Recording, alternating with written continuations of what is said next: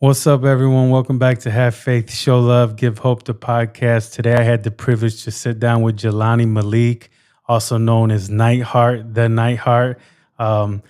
He's an artist. He was raised here in Toledo.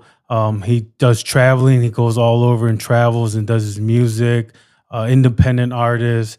Great kid. I call him a kid, but he's a lot younger than me, but he's a man, and very intelligent. He actually had my mind like he told me a bunch of cool stuff.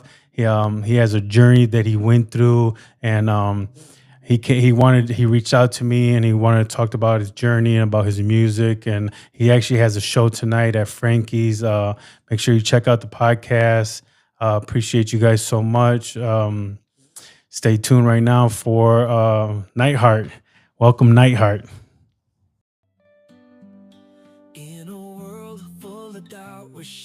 What do you go by your stage name's Knightheart? Knightheart. Yep. I seen it. The Knightheart. Yeah. The Knightheart. Yeah. And what's that? Why that?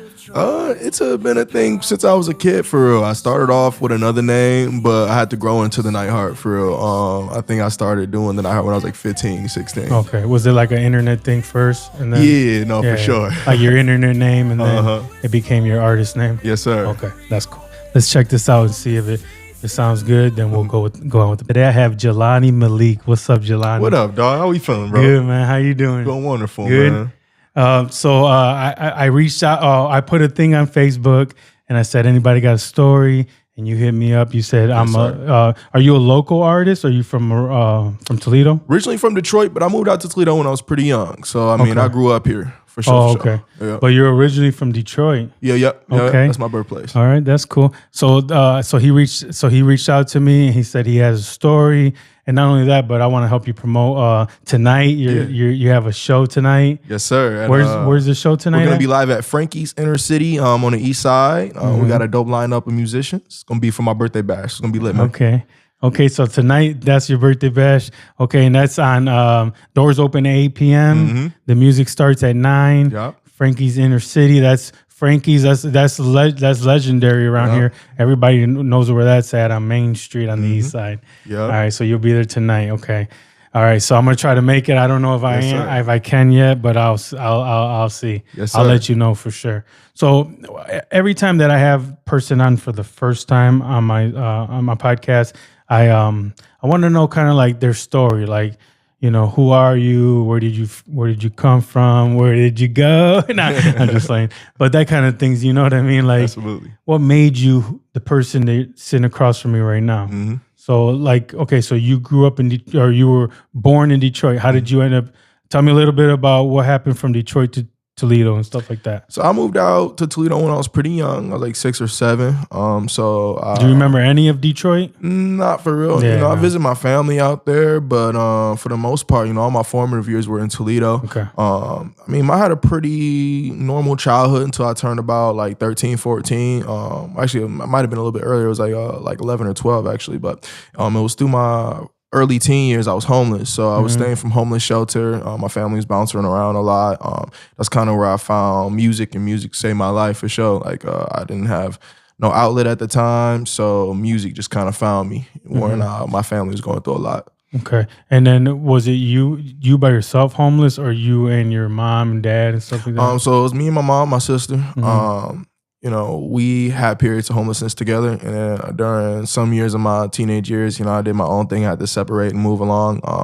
Those were years of definitely like a crucible, some of my trials and tribulations, and through that, like, music was like my backbone and like my main like primary outlet. Like that's when I started like doing shows and rapping and shit, because I really didn't have at the time. I was in school. I was actually doing really good academically, but being homeless, it was impossible to stay up to date with school. So dropping out, I had pretty much just music as like my foundation at that point. Yeah. And then what kind of things do people see when you're homeless? Like, give an example to the viewers, like, of things that, you might run into if that kind of things happen to you. Being homeless exposes you to a lot of vulnerabilities of life, the reality of also like human nature, and there are some beautiful people out there who are out there to support and uplift individuals in those circumstances. And you've got people who will not support you, not help, not do anything to uplift you when you're in that space. And, when you're in those environments, especially like when I was young, I got exposed to a lot of adult environments really young. So seeing certain things, and, the basis of human survival gets kind of gritty sometimes when you're at those levels. So like the things that people are willing to do to survive, being exposed to a lot of those human natures too, that'll change your perspective as well. So luckily there's like organizations like Leading Families Home. They're a big organization out here who helps homeless people gain stability and transition into permanent housing and things of that nature. But it's difficult, man. I was really blessed to have a degree of a support system there for me and, still be able to build my music in it. But not everyone's as fortunate. So there's a lot of perspective to be gained from being homeless and just being willing to support people who are in unfortunate circumstances. Because truth be told, it can happen to anybody. It's not as astronomically like impossible as you think. Like, man, circumstances happen. Life happens, Absolutely. Do you use those struggles into your music? Do you use some of that stuff? Does that help you create the music that you do? Or is it like happy music and stuff? I would say definitely, man. Like, there was a lot of unprocessed stuff that I dealt with in my youth, a lot of emotions and things of that nature that were, I didn't have an outlet for them. So all my emotions got channeled into my music.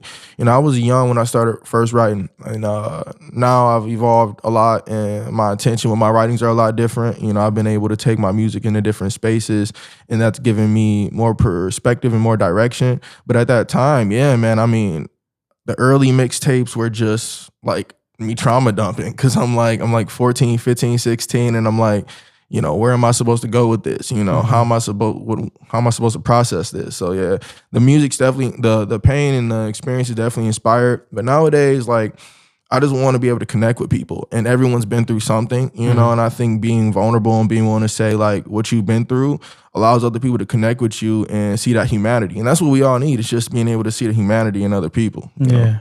Yeah, it makes me sick sometimes when people can't just see that we're all human beings, and we're all trying to do something better, for ourselves, for our family, for our friends. I think that's a beautiful thing what you said. Try to help. Do you do networking? Do you do any kind of networking on your social media and stuff like that? Try to get people together? Oh, I mean, with your music, right? Yeah, most definitely, man. I've done a couple like drives, adopt a families with Leading Families Home. We did a backpacking blankets where we collected a bunch of backpacks for the school season for the kids that are in the shelter, and blankets to help in their transition into permanent housing. Currently, I'm a board member for Leading Families Home, so I've been assisting with like helping on a like more macro scale, trying to change and do what I can in that space, because I mean, Leading Families Home helped me transition into housing and supporting my family. So now that I'm in a position to be able to support on any level, like, I just want to be involved. Yeah. That's awesome, man. Thank you, man. Yeah, that's awesome. So all of that opened the doors for you to actually, you lived it, so you seen it. So now you can help put, some of your knowledge and manpower into that kind of stuff. Absolutely, man. I mean, that's really what I feel like you're supposed to do in community. You know what I'm saying? Like, this is the city I'm from. This is the city that made me. At least I can do is what I can. I just think you should do what you can. You know what I'm saying? You can't do everything, but just do what you can. Yeah, and that's how I feel with my podcast. Just give everybody, not everybody, but whoever wants to, a shot. Sit down, talk to them, spread their word. Try to be the best person that we can be all together, man. Every single one of us. What's something that maybe the regular person doesn't know about a homeless person, that where they can like get it, have a little bit more sympathy towards them or something? I would say, man, you can't take for granted the normal things. I think sometimes, being able to take a shower when you want to, or being able to prepare the food that you want to when you want to, or having worldly possessions like jewelry and that video game system and those multiple pairs of shoes. It's like, yes, those are blessings that a lot of people have worked for and they deserve and they're right. But let's not take it for granted because, I mean, in reality, there are people who are in these situations who don't necessarily deserve to be in these situations. There are people who have went through extreme family crises, health crises, and don't have the kind of support that some people have been blessed with. And just being as, grateful for your circumstances you can be, I would say, because when you haven't been in those situations, you might lose sight of those little normal things that we're like, oh, that's just a normal day in my life. And it's like, for some people, that's not. That would be a privilege, So that's just a major thing, because when you look outside sometimes and you see that person who's down bad, it's like, man, they don't even have, like, right now, like, the simple privileges. At least what can I do? Even if it's just being kind, you don't have to go and change their life, but just be kind to these people, Like, don't be rude to them. Be a nice person. Like less, like they're less than, because that's the last thing they need, Yeah, absolutely. So how did you guys even make it out of that homelessness? Where did your family go from there?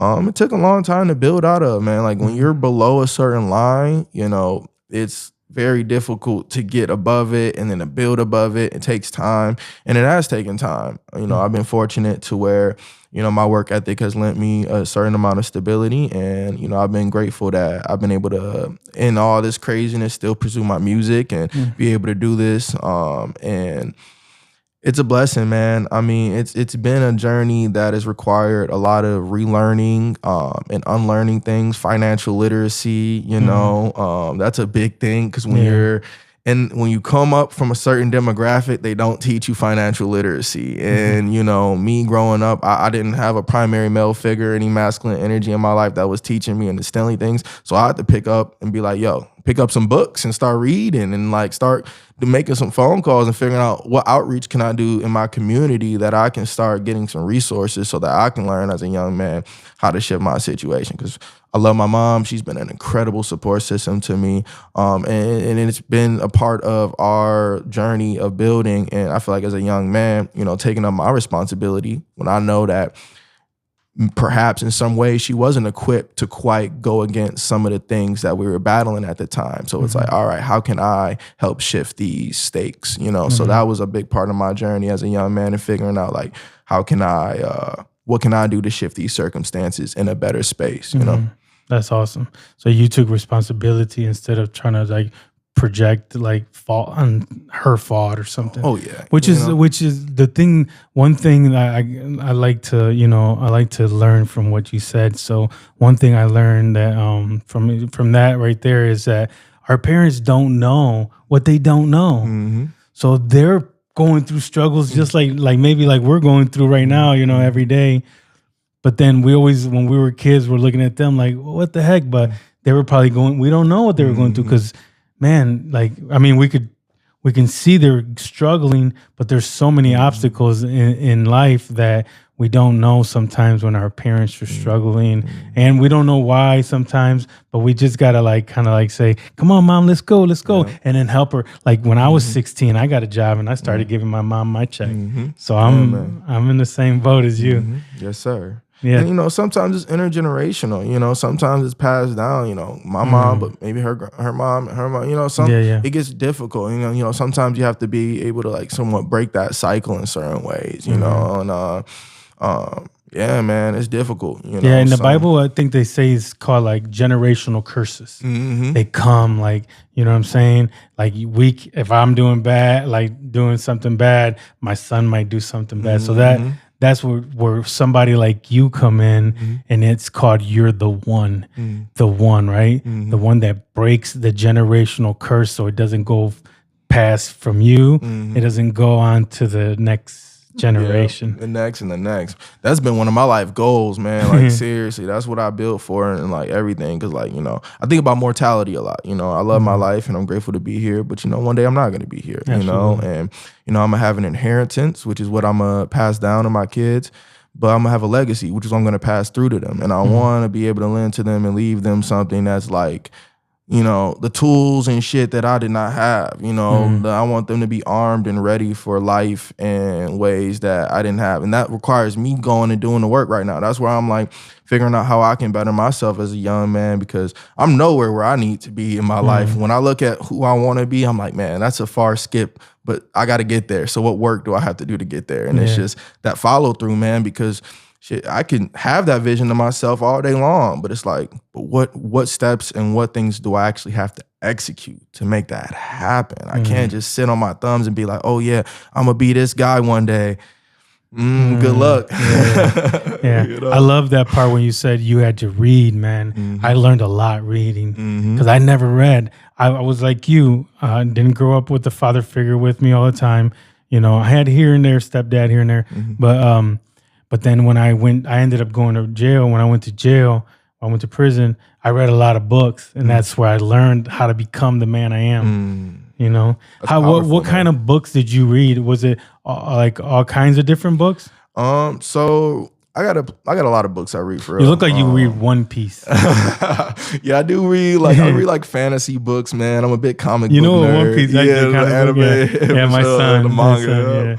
Yeah. I do mess with it, but I mean, I read nerdy stuff for real. Yeah. I like so I'm big into like self-development, so I read like a lot of like leadership books, a lot of insight books, I'm just interested in like philosophy, like different ways people think. And like I said, like you saying, we not growing around certain blueprints or certain ideas. It's like being exposed to different, ways that other people look at life, and it really changed my outlook, because I had a very limited outlook on what I thought life was until I started reading and seeing the way other people across. Because then you read books from 50 years ago, 100 years ago, you're like, wow, these people been thinking like this a long time. It's like I'm just now getting hip. It's like, okay, so it's like learning about different thought processes, man. So I like fantasy books for real, but I like that insight stuff. I've been super into spirituality, so I've been reading a lot of different like spiritual texts, trying to figure out what this whole thing Life is.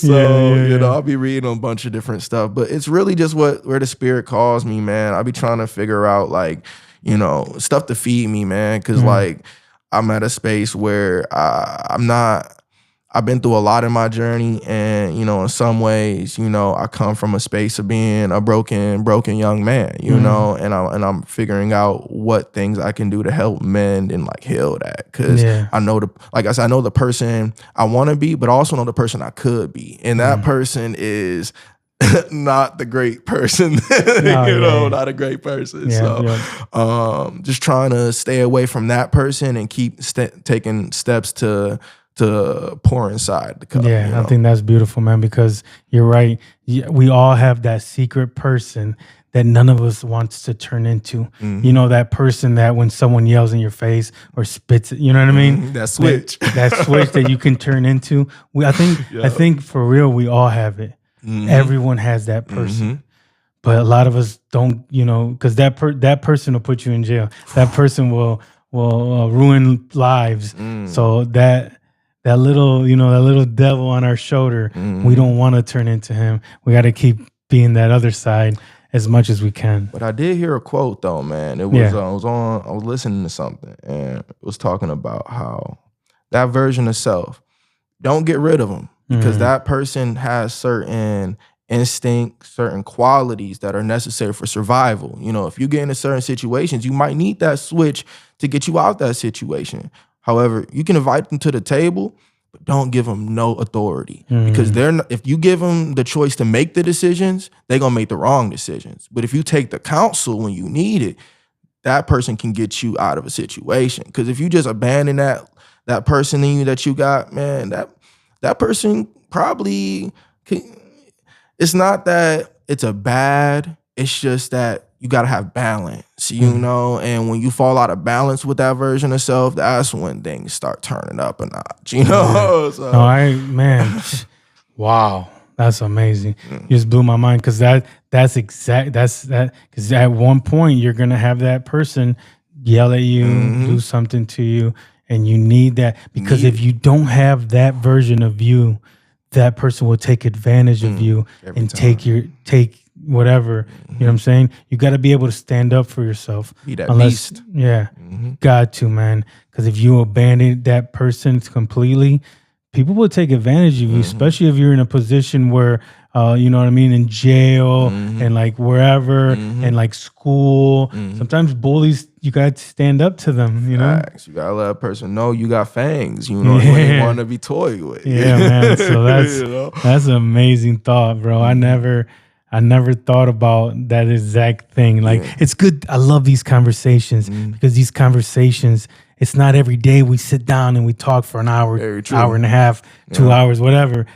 with people. We're online, we're looking around, we're reading people's comments, but sit down with a person and talk. Have an actual conversation. A real conversation about interesting things.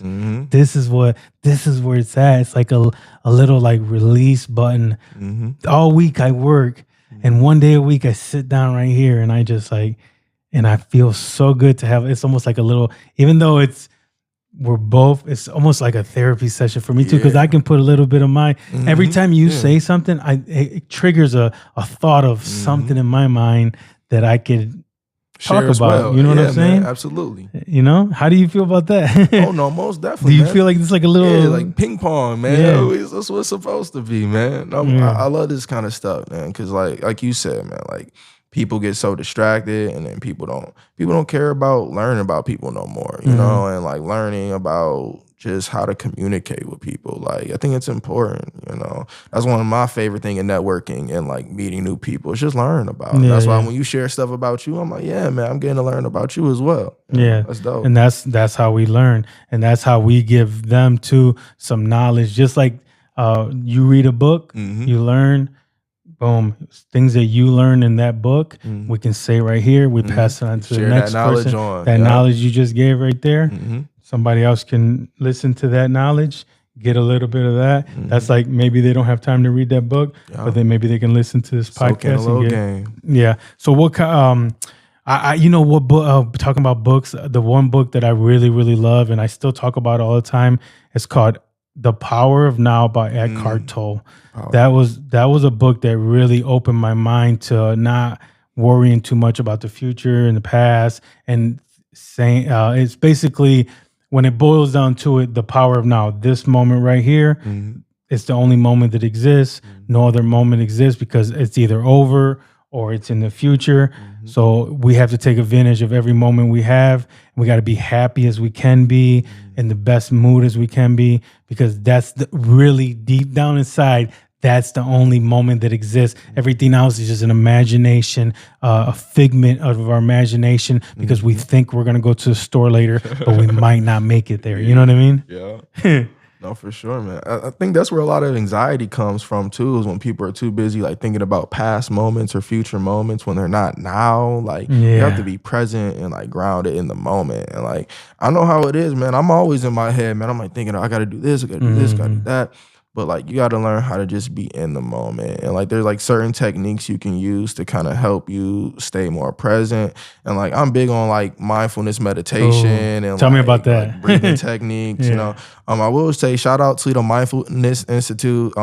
Isabella White over there is wonderful. She runs an institute that kind of helps instill like mindfulness and like yoga and these different practices. I've been a founding member over there for a while now. Wow. And just learning these different mechanisms to kind of help you like just stay here and kind of help like the importance of like body to mind and like to spirit, like the connection between it all. Like I think a lot of people are like running away by staying distracted and staying overstimulated. And like when you're practicing mindfulness meditation, people are like, well, my mind has to be empty.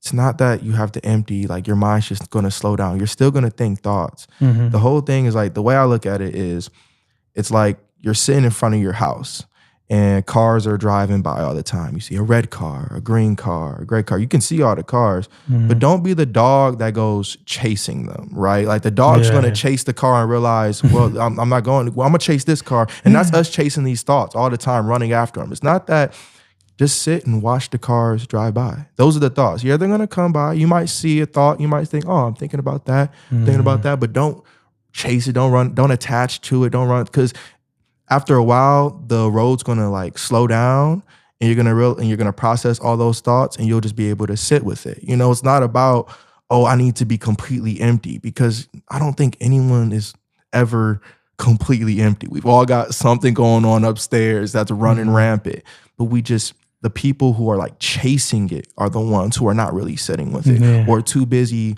trying to look at other things. It's like, sometimes we do have to just sit with our thoughts and let them run. And it's okay. Like, it is okay. It might take a minute and it might seem like a lot, but also it's like those moments can happen on your drive to work, while you're in the shower, while you're, cleaning your house. You can take those envelopes to meditate really anywhere. You just have to claim it. Like, people like, oh, I'm busy all the time. You're telling me you don't have 15 minutes to sit down and just relax, just for 15 minutes. And the difference it'll make in your response, in your reaction to the little things, that little bit of frustration, you'll probably go, you know what? Not even that serious, because that little 15 minutes you took to actually breathe things out. But people think, oh, I never have time for it. It's like, no, you have to make time for it. You're not making time for it. But if you're not doing that, you can't complain about being so overstimulated when you're not claiming it. But I promise you, if I looked at your phone and checked out how much screen time you did, it would be ridiculous. So it's like, what are we talking about right now? We all have time. So it's like, not to judge one man's decisions, but to say, like, if we're having that conversation, let's be honest with ourselves. You know what I'm saying? And it's like, that's one thing I have to be honest with myself. It's like, yo, I'm not doing nearly enough for my health or for my mind, my mental health. I need to change things. Like, even going to therapy, like, these are things that are important that, like, I don't think that, like I think maybe, like, I'm a rapper, I'm an MC. Like, this is a mode I'm in, but when you catch me out on the scene, I am Knightheart, and these are conversations that maybe in like the hip hop world aren't really had, but I think it's important for like anybody to have these conversations, because at the end of the day, when you strip past the ego, we're all just human beings, man. And even the most famous, rich, successful artists still, as we see, suffer from mental health, deal with crises, and we've had to, I mean, it's an unfortunate world, man. And it's like, hey, actually, the more success and the more riches you have, they say the more demons you deal with. So it's like, dog, it's like, this is stuff that even the most successful people, I think, should take into consideration, because those people are dealing with how much stress, even more demons. So it's like, yo, like, that 15 minutes, let's just take the 15 minutes. Yeah, and then, okay, so what is something you recommend people do in that 15 minutes? Like meditate, breathing, like what? It all connects back to breath, man. I would say breath, there's like simple yoga poses that don't require a lot. And if you're not physically in the space to do that, definitely like breathing techniques is key. Also, like I said, meditation comes in many forms. If you like, if you're at the gym working out, you can be practicing some mindfulness meditation while you're doing that. If you're a musician and you're playing your instrument, that can be a form. If even reading, like all these are still forms of grounding yourself and bringing yourself back to body, bringing yourself back to mind. Like, meditation comes in so many forms, and like people look at it like just sitting on a yoga mat doing this the whole time, and that's not the reality of it. Like, that's just not the reality of it. You have to claim it in those spaces. But honestly, breathing and just what I do, man, like when I'm in the shower, like I'll just close my eyes, let the water run, and just let my thoughts go. You know what I'm saying? I almost imagine the water washing off all of my like thoughts and just letting it run down. I visualize, because also visualization techniques are important too. The mind is powerful. So like sometimes I just imagine myself in a different space to be able to bring me outside of, let's say, like I was outside earlier this morning. I was cold as fuck. I was pumping the air tire, and I was telling myself, like, I'm in the tropics right now. I'm on the beach. I can feel my feet in the sand, beautiful women on the beach. I'm seeing, the waves running, meanwhile I'm shivering trying to pump my tire. But like in my mind, it helped me kind of endure that like 2-3 minutes of being out there. And it was simple, super small and stupid. But for me, it was just a little bit of like a way for me to like help my body and my mind like relax and be more calm and more grounded when I felt physically uncomfortable, And so I visualize it. Like they say, like when you're looking to like manifest a goal, you got a vision, you got to visualize what that will look like for you. You know what I'm saying? So also like when you're meditating, do visualization techniques, imagine where you want to be and what you want to do. Allow your mind to take you there, like kids imagine all the time. Adults have this big problem with having their imagination. And it's like, yo, when did we lose that spark, man? Like kids can play with a stick and they've got a lightsaber. Meanwhile, we're just freaking. I was thinking that one day, like, what age do kids just start like? It's like almost like in middle school, we stop using our imagination and we start worrying about what everyone thinks of us. So then after that, once we start worrying, like maybe you're a cool drawer, but some dumb bully comes up and is like, oh, that's stupid. And then you're like, well, maybe I shouldn't do it no more. Or you go to play baseball and then you like drop a ball and everyone makes fun of you. Like, man, maybe I suck at baseball. You know what I mean? And then you start worrying about what they think instead of what you love, and you start doing things different. Have you ever thought about that? That's real, man. That's hella real. I definitely agree with that, man. Like people, I mean, I've went through that, man. Like wanting to just be cool or just want to be accepted. Yeah, and, accepted. Also feeling like, who wants to feel like what they do is whack to other people? Even if you feel like it's dope, like if other people are telling you it's whack, low key, that can hurt your ego. And like when we start developing an ego, like that comes a difficult thing. Like, I mean, that's why in my opinion, you got to develop a healthy relationship with your ego. Like, I mean, it's don't get rid of it all. Oh no, nah. Like the same thing like we talked about that other version of self. It's that same thing for real. It's like we can't just get rid of it because ego is who we are to other people. Like ego is how people view us to a degree. But when we start viewing ourselves through our ego, it becomes like fractured because at the end of the day, we're more than what people see us as. You could be in a room and you got 100 people and they're all looking at you and they all know different versions of you from different situations. You know what I'm saying? Which version of you is the right one? Which one is really you? You know, it's like, they're all you, man. Who cares? I've been in situations where people who, they love me. They think I'm awesome. You hit up some people, they're like, oh yeah, he's a piece of crap. It's like, I can't carry all that in my bag. At the end of the day, like I'm a person with multiple sides, and maybe you did see that shitty part of me. Maybe you deserved it, maybe you didn't. That's my growing lessons as a human being. I have to learn and evolve too. But no matter what, people are going to cast you in certain light. Some people project too. Some people might see you being so dope, you being yourself, and be like, you know what, you're crap because you're you, and I wish I could be myself. So it's like half the time when people are like hating on you, it's really because they don't really love themselves. I've never met a person who like loved themselves and loved their life who hated on other people. It just doesn't equate. Me neither.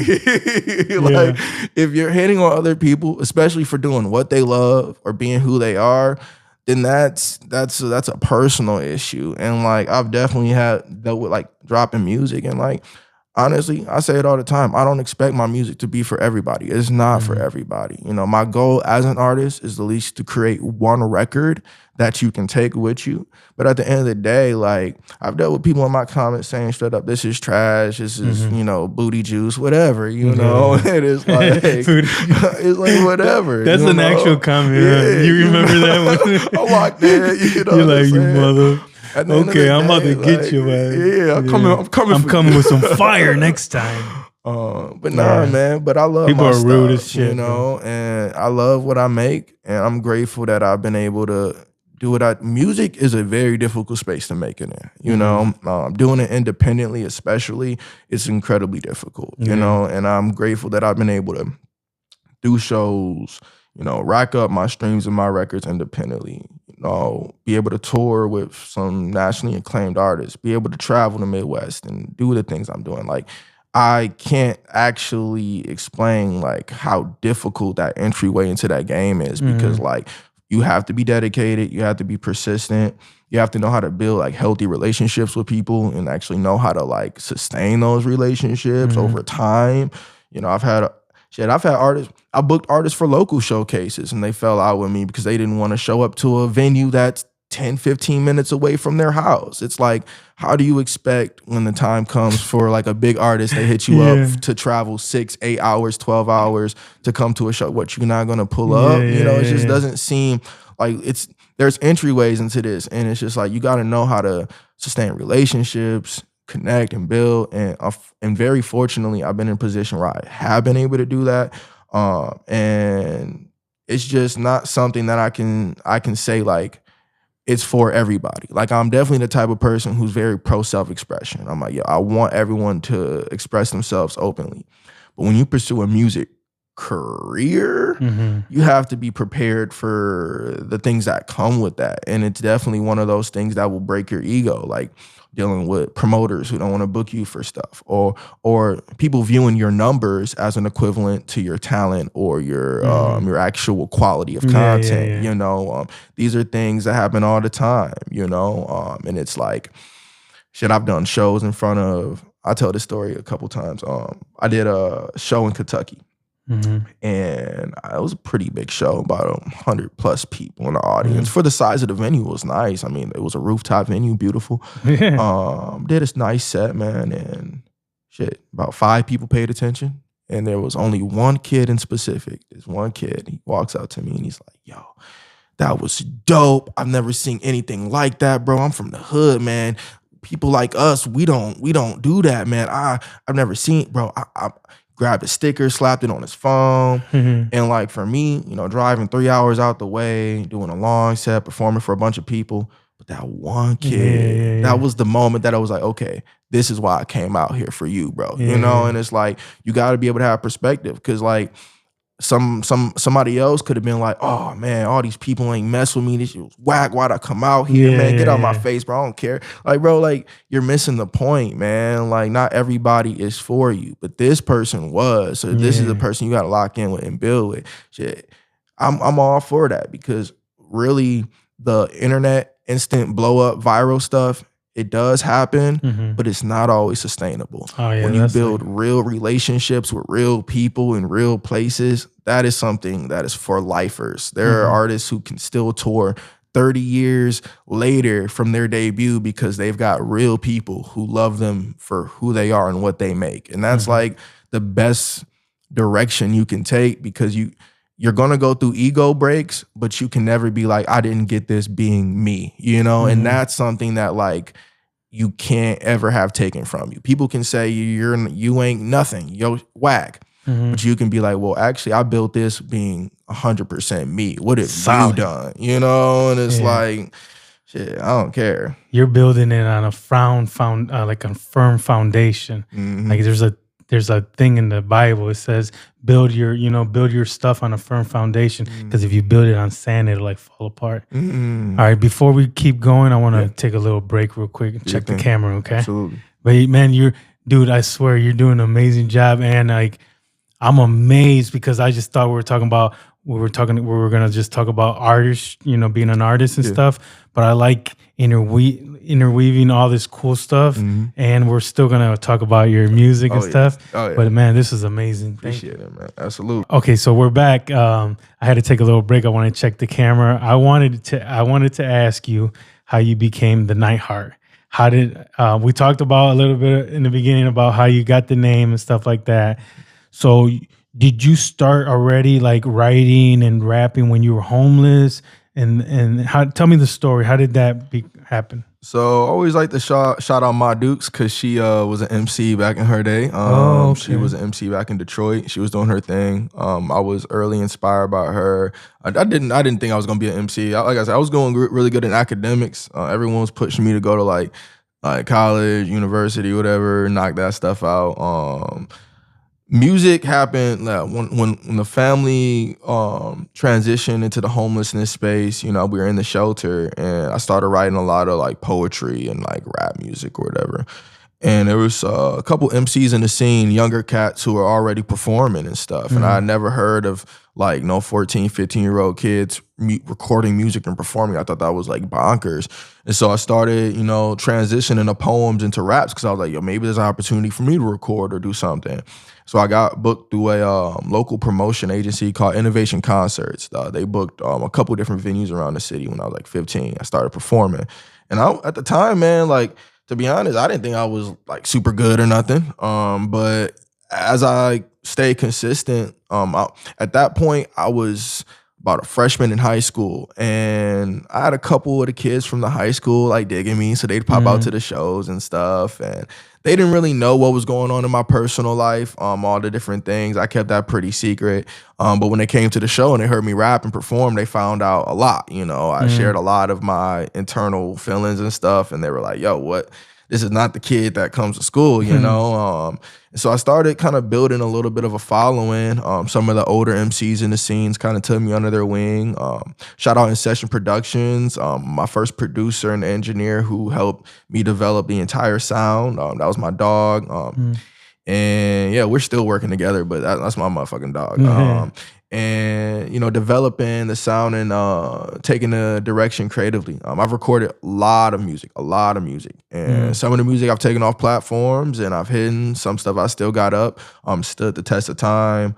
Altogether though, man, the music for me is like, I describe it as like my coloring book. Like when a kid's coloring in a coloring book, you don't really ever like judge them for like if they color outside the lines or if they decide to make Barney red instead of purple or Clifford yellow. You don't care. It's just feelings and how you want it to be, illustrated. Absolutely. And like, that's how I try to take it with my music. Cause for a long time, man, when I was younger, 16, 17, 18, my whole thing was I'm gonna blow up. I gotta blow up. I gotta get my family out the trenches type mentality. We were going through the worst stuff. I was building a little bit of a buzz and a following in the city. I'm like, yo, I could really take this somewhere. The whole time I'm like, trying to get it there. And, my ego had to break at some point to realize, like, although success in this business is what I'm striving for, the way I'm going about it is completely the wrong way. Like I was really desperate to just get an opportunity, get a chance for someone to hear me.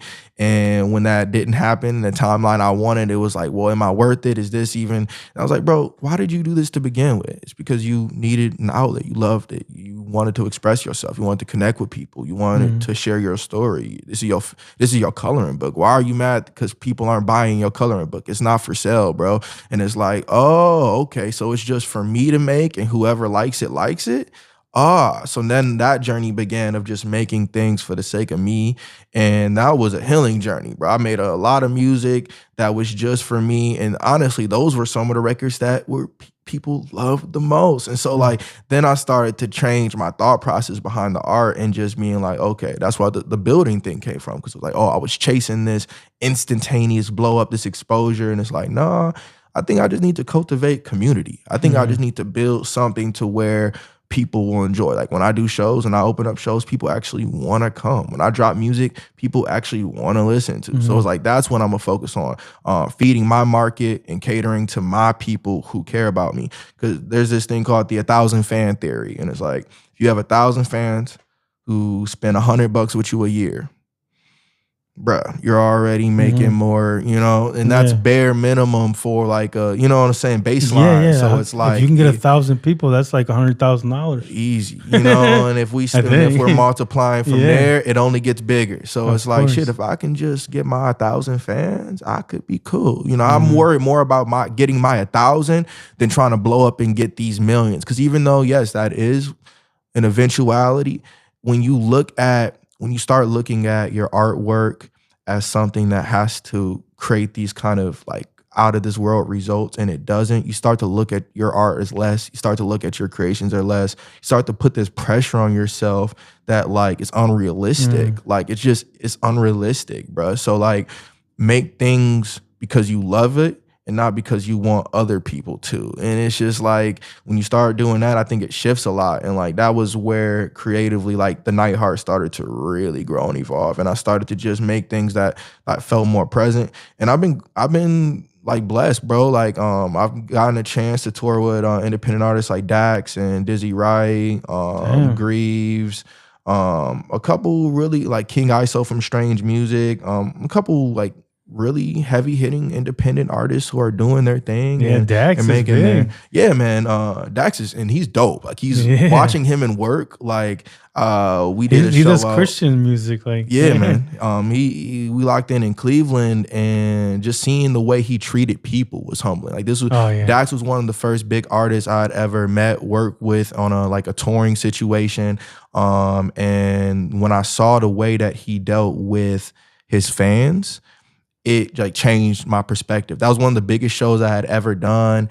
And bro, he had a line of people waiting to meet him. And he met everybody with just such like respect and reverence and cool. He did a long ass set. He had people hugging him, and he was just a cool dude. I was like, man, how do you do this every night for 40 dates, bro? Like this is dope, you know, because I'm thinking behind like, damn, my social battery would have been dead. I would have been tapped out. Like, how is he still going, you know? And so being able to see situations like that even gave me more perspective, because he's an independent artist, you know what I'm saying? And he's on a very high level, and it's like still treating people with respect, you know, treating every fan like they matter, you know, that 1,000 fan theory, you know, and it's just multiplied for him. And I'm just like, look, if I get a chance to if I can get 20 fans from this show, you know, that's 20 closer to that 1,000 fans for me, you know what I'm saying? So being able to even link up with larger artists who have their own followings and be able to siphon support from that is a big thing too, because I love my hometown. My best shows are always in Toledo. I say that all the time.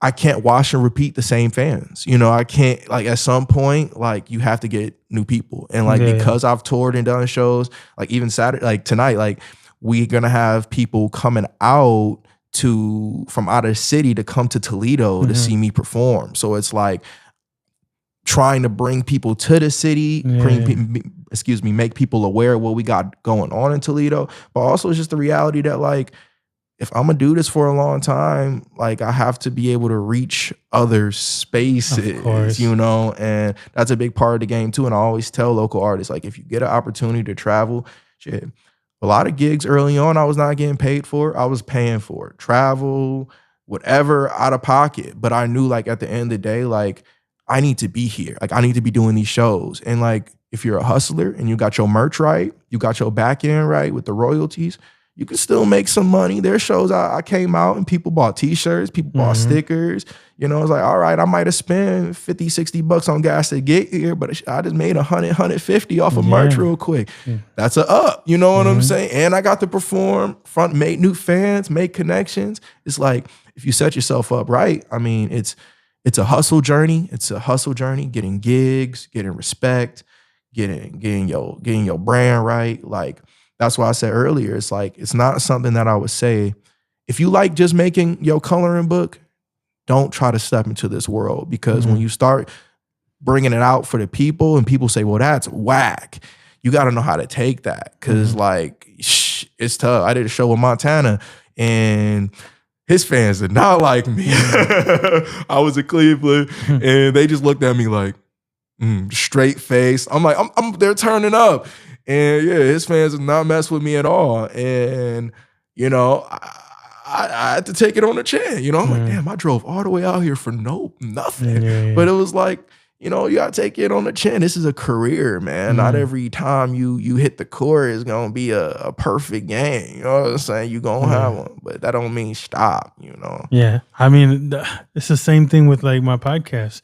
Like, I'm not going to stop. Somebody, my sister told me one day, I think we're just playing around. She's like, well, if you're not making no money on it, just why don't you quit? But I feel like this is like like you said, this is my coloring book. Yeah. Like this is my fun. This is I sit down and talk to people because I do have my mom has a cleaning business. I work for my mom.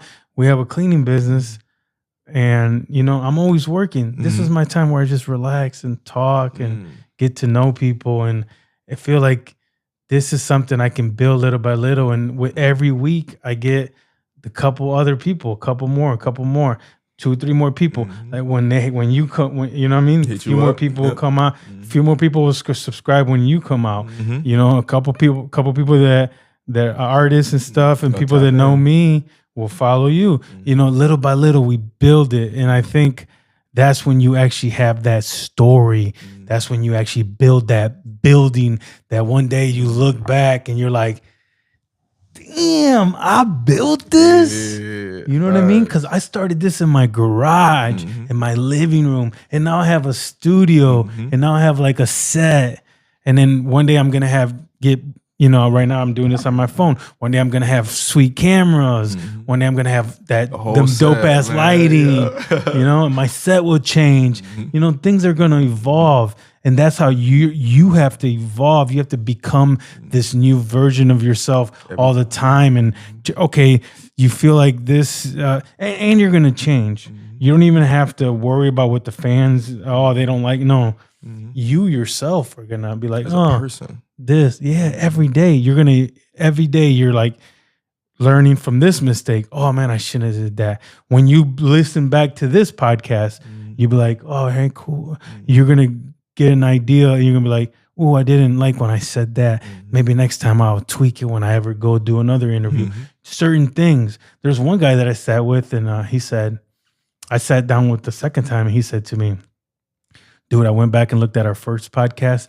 Dude, I was the devil. And I was like, what? He's like, I'm switching up, man. He's like, he felt like something was clicking wrong, and he changed his life around, and he's doing a lot of better things. It's beautiful. Yeah, I think it's important to build your foundation one fan at a time. I think it's beautiful what you're doing. I really appreciate that, and that you're not just selling yourself out to anybody. Creating it one fan at a time is going to create that foundation that no one will be able to tear down.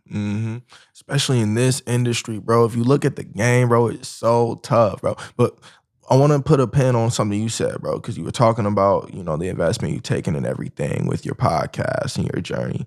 And, what resonated with me, bro, is something you're passionate about, man. Like, you're genuinely passionate about it. And when you got passion, like, that to me is like that fuel in the engine that just keeps it revved all the time. Like, when you're passionate about something, even when something seems impossible, passion. And then faith, because, you got to believe and have faith in it. You know what I'm saying? Especially when other people don't, It's I'm like, hey, man, I've been told by friends and family early on, like, we think you should not do this music shit. Like, we think you should take, they saw me, doing shows and shifting, evolving and changing, as you say. And, they didn't like the way that I was taken because it wasn't the version of them that they thought, I should have been. You know what I'm saying? But at the end of the day, man, like, you got to have faith in what you're doing and what you believe in.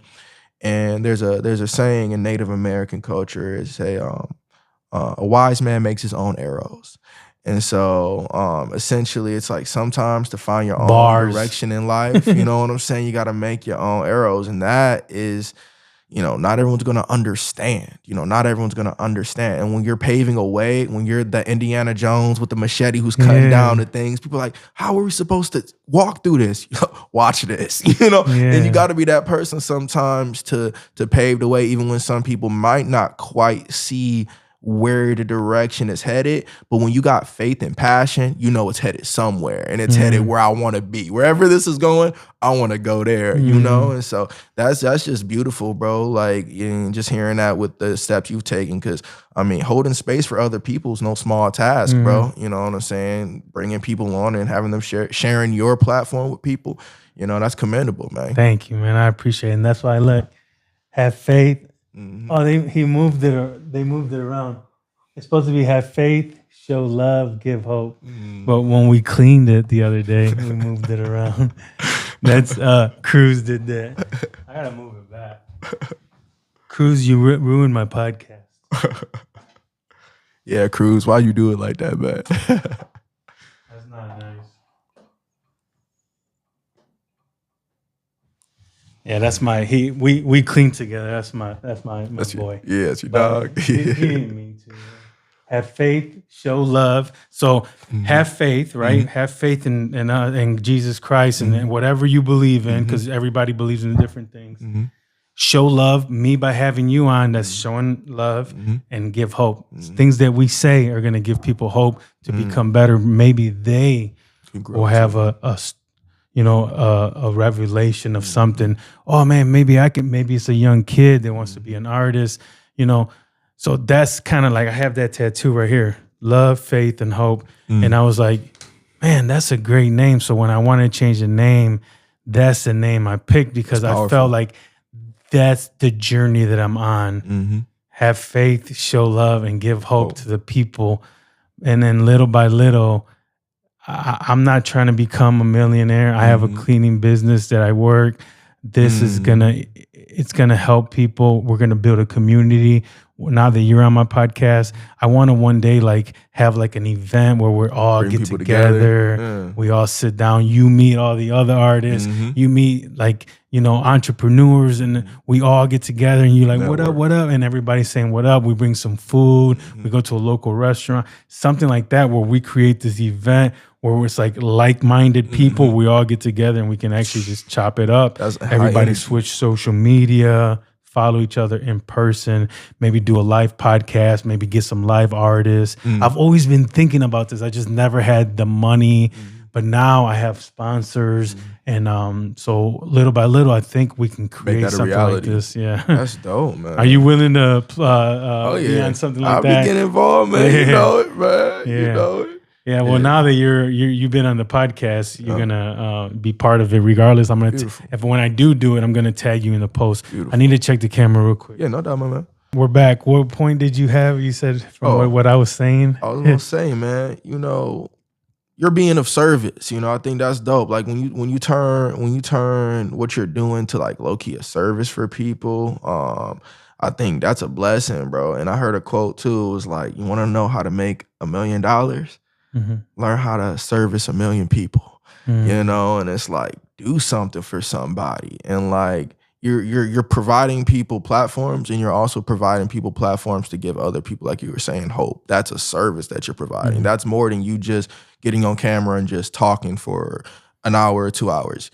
A lot of people can do that. Not everyone can bring people hope, so that's a different kind of service that will pay off more long term than just being just another person behind the camera. That's real. And that's the same thing I'll say for a musician, because there's plenty of people who make music, but I try to tell people what is this music doing for somebody? Because it's it doesn't have to be the most deep, reflective song. It can be some hype, turn up stuff, but is that what is it intentional? Is that what you're intending to do? Are you creating something for that environment? Are you going into that with that mindset, or are you just making something just to make it and put it out? Because low key, I feel make something that's supposed to be of service to someone.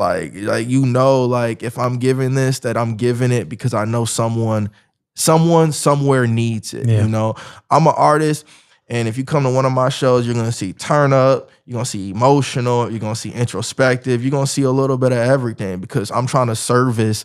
I'm also trying to be like a restaurant to where, when you get some food, you got to have multiple food groups. You got to have your proteins, you got to have your vegetables, you got to have your grains, you got to have your dessert, You gotta have a multi-course meal, but that's a service. I'm servicing you a meal. That's what I'm trying to do at my shows, is give some soul food, and my soul food's gonna come in multiple things. So I'm not saying don't make some this or that. I'm just saying know what you're servicing, and that's the main thing I'll be trying to tell people. Because if I make $1 million off this music stuff, it's because my music serviced 1 million people. It's because it actually did something for somebody. I don't want it to just be off some.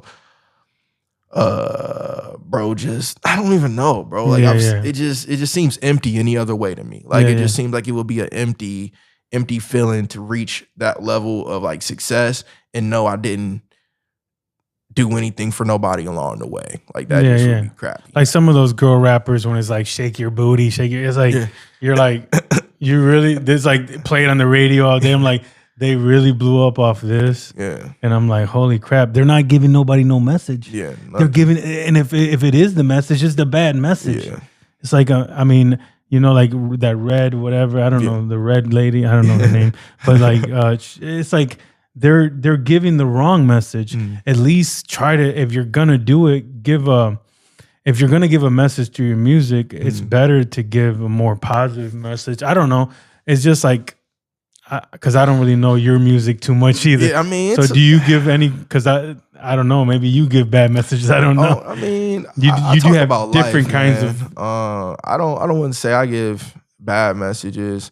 I think I talk about the realities of life, man. I mean, fortunately, I don't have the kind of story that lends to me talking about certain things. I'll leave that for the individuals who have been through other situations. You know, I try to stick to what I've been through in my life, you know, and try to be honest. And a lot of that is just being self-reflective and real. You know, I do got some turn up stuff. I like to talk my talk because, I mean, I'm a hip hop artist. It's like it's a part of the game, you know, and people love it. I love it. It's fun. That's where the ego comes in handy, you know, because sometimes you got to step on stage and pop out and show some people, you know. But when it comes down to it, like, especially at my shows, the goal is to capture the energy because it's like, y'all came here to turn up, have a good time. We're going to turn up. Of course. And then, you know, I'm going to share my story because I don't want y'all to leave without knowing who I am. You know, as an artist myself, I've been to local shows and I've done a bunch of shows, and I like to watch local performers.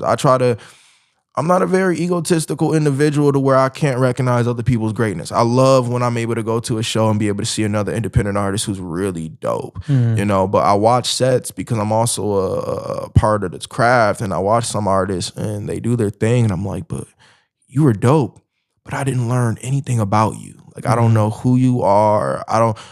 People follow people based upon who they are, not always what they do, you know? And so, like, I'm trying to learn who you are. And, like, the artists I'm the biggest fan of, I like their songs. Yeah, I love some of their songs. They're fire. I got them in rotation. But I actually love them as, like, I love what they stand for, what they do, or their story, or what they represent. That's why I rock with them long term, not just because of the one record, because a lot of artists get caught up in one record. I don't want to just be one song in your playlist. I'm trying to be an artist on your top 10. You know what I'm saying? And if I'm trying to get that, I got to earn it. And I watch some of these artists and they do dope on stage, but I don't exit knowing like, woo, that bro, that was tough, you know? And that's the impression I'm trying to leave. So I typically go with turn up, real life story, you know, and get some emotions and some feelings in there, you know what I'm saying?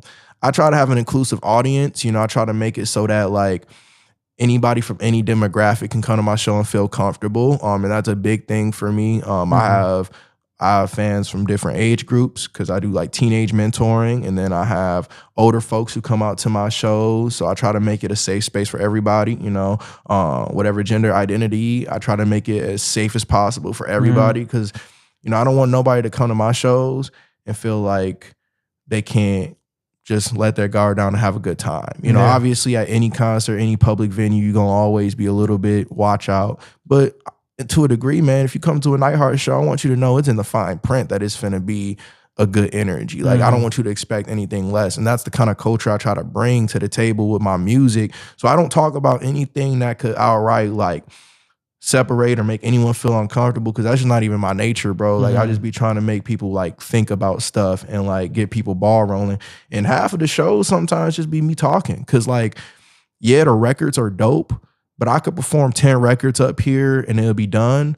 Or I can actually talk to y'all and we can share a moment and have a conversation. You know, I like when the crowd talk back to me. You know, that's the thing about grounding. It's like I try to make my shows a form of meditation, because it's like you get to one of my shows, your phone's in your pocket, you locked in with the crowd, you're locked in with the stage, you're here in the moment, you're present. You know, it's like, where else are you at right now? So during this 45 minutes to an hour, it's me, us, and the music. And like, that to me is the most powerful thing. And I've had people come to my shows who never knew me, never seen me perform, and they walked away and they were like, yo, I didn't know this was like I didn't know local people did this, you know? And it's like, actually, there's more local artists, and that's where I love to spread light, because I'm dope, but I'm not the only dope one out here, bro. And it's like, I got a lineup of crazy openers, you know, and not only that, but if you look around adjacent and everywhere else, there's musicians who are talented in the hip hop,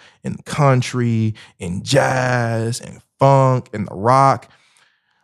Don't sleep on the city, because the city got some slappers, some bangers, some crazy artists out here. And y'all might have just discovered me, but now discovering me could open your eyes to discovering that this is a whole thing out here, and like in your own backyard. You know, these are artists who might be the people who do, like, I don't know, you got people who still working day jobs. They could be making your burgers and something, and then they're coming out and rocking the stage and killing it. And it also reminds you that, oh, if this is a local person who's following their dream and their passion, and they're stepping outside their comfort zone and doing it, then why can't I? They only live 10 minutes away from me. They're not any more, you know, capable than I am, you know? So it's like, I also like to plant that seed. Like, look, bro, I was a homeless kid in Toledo, you know, struggled independently to get here, went through hell and back, and I'm still here standing and able to live my music career out.